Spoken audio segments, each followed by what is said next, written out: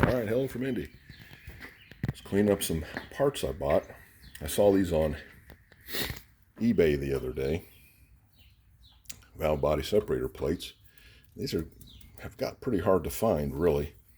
And these were new old stock pieces from a dealership.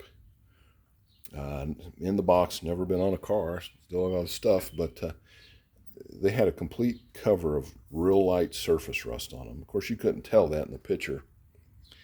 And I thought, for the price, because they were to my door, they were like $20. I mean, it was worth the risk. So I got them home, put them in this homemade brew I have. This one was in there for like 10 minutes, and I stuck my finger in the water, and it just wiped clean. So it was just a very, very light surface, no pitting, can't feel a thing, came out great. Same thing with this one, just put it in there. It was in there just a few minutes, able to wipe clean. I wiped it off, put it back in just to make sure I got everything out of the pores. I'll get it off, wipe it down, and it'll look good too. So they're brand new. They've never been on a car, and these are getting hard to find, so I'm kind of glad I found those.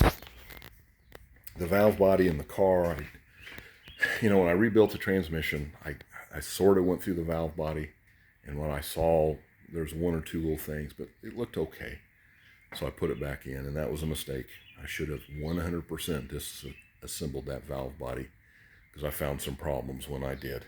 Essentially, they had locked out 1 and 2. Or I'm sorry, 2, 3. So anyway, I got it fixed. I won't even go through the long story. I'm very fortunate that I have a friend that has, I would not be exaggerating, thousands of valve bodies. And so I was able to go down there. We took my valve body, we matched some other ones to the exact date and everything of mine. And even then, pulling those apart, it took a couple of them to get the exact parts. Just every valve body seems to be an individual, its own thing. The 1-2 valve we had 3 valve bodies of the same, everything matched, but the 1-2 valve was different. Very odd. And they're all they're factory pieces. It's just the way it is with valve bodies. So you can't just piece those things together. You can, but you gotta find everything the right way, the right size, the valves. Anyway, I'm not gonna go into all that. But it's runs really good now. Great power. So it's got a 323 in it. And, the 50, you always hear the 509, you need to put some gear in it. It's kind of a dog if you don't. Listen, this thing is no dog with a 323. It does not care.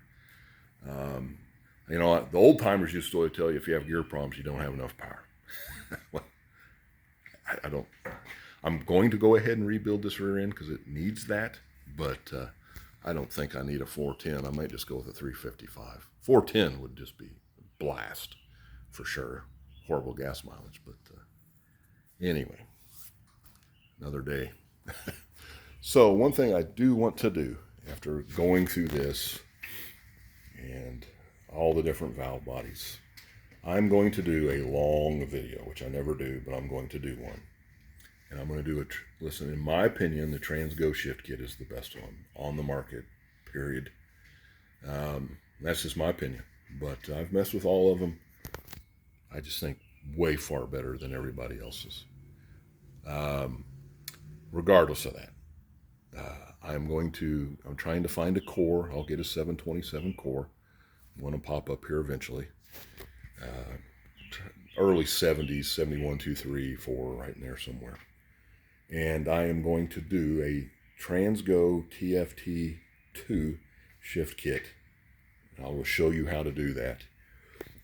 There's some videos on there. The one I'm wanting to do, there's some videos on YouTube, I should say. What I'm wanting to do is a real-time, long video, very detailed, step by step. You can follow along, and you can do it yourself.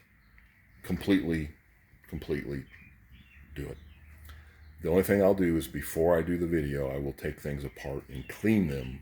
That way it's not a bloody mess doing it, and you can follow along better. But we'll take the valve body out, rebuild it, completely 100% disassemble it, inspect it, show you exactly how everything goes back together, do the valve or the shift kit, everything. Put the spring and the spacer in the transmission, and you'll be ready to go. So that is in the future. It will be a long video.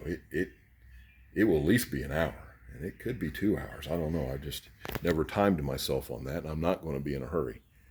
So it will be a very long video, but we'll get going on that. So anyway, other than that, everything's going good on the car. The cooling system is just fantastic. Been doing some tuning up on the brakes. You know, it's got an aftermarket proportioning valve in it, and I'm not too sure that's not part of the problem, but it'll stop. But it's just not as firm a pedal as I would like. But we'll get going on that. Just all the little things, right? You do a car, and there's so many little things that need adjusted. Shift, the kickdown linkage, and all those things have to be fine-tuned. The engine's fantastic. Finally got the transmission squared away. Cooling system's all done. Working on light bulbs right now, you know, just getting every light to work. Little things like that. Got a tach coming. I do not have a tachometer in the car, and that's making me a nervous wreck because I've been kind of getting on it pretty hard, and I don't have any idea what I'm spinning. So,